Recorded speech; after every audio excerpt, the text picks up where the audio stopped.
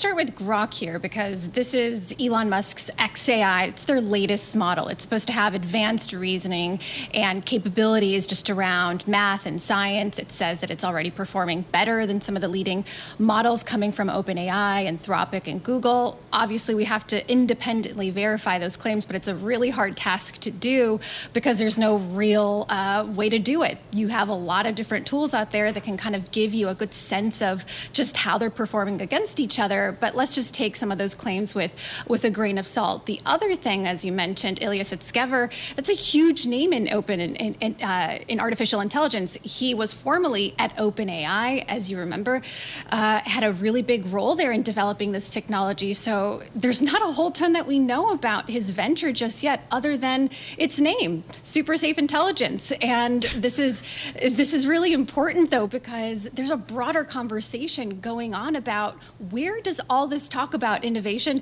leave safety, and responsible AI. Nothing can go wrong when it's called Super Safe Intelligence, right? It's super safe, Carol, not just safe. Super safe, right? Yeah. Super safe. But to your point, this has already gotten a lot of attention from investors. And the reason for that is because there's a lot of confidence that anything Ilya does is going to be a game changer. Okay, Mandeep, come on in here. I want to start. Jackie made a lot of points. I want to start with the XAI point and just this idea that there are indeed some LLMs that are better than others. There are some models out there that are better than others. How do you think about, from your perch at Bloomberg Intelligence, measuring that claim?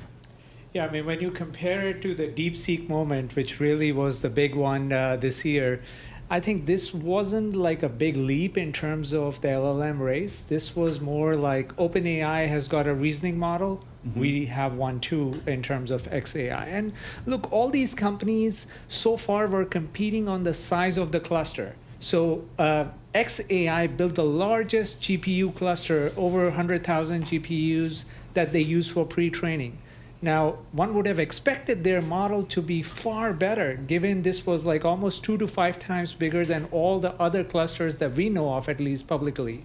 So from that perspective, I think it wasn't that big of a leap. But at the same time, they kept touting that, in certain type of tasks like math and coding, their model performed better. Now, how much better? Probably it's within the plus minus 5%. So that's where I think the DeepSeek movement, the fact that it focused on efficiency, that to me was a big deal. In this case, they didn't tout efficiency or any other metric. It was more that our model performed better than the other models. Well, explain that to me, Mandeep. When a model performs better, what does that mean? The answers come up quicker, they're more thorough. Like, how do we figure out? The thoroughness, the latter. And look, I think these companies use different types of benchmarks, so they know what to optimize for. I mean, when Grok 3 was trading, they know all the benchmarks, how they are rated. Mm-hmm. So I feel the latest version of the models are optimized for improving on the benchmarks and the latest known metrics that we have.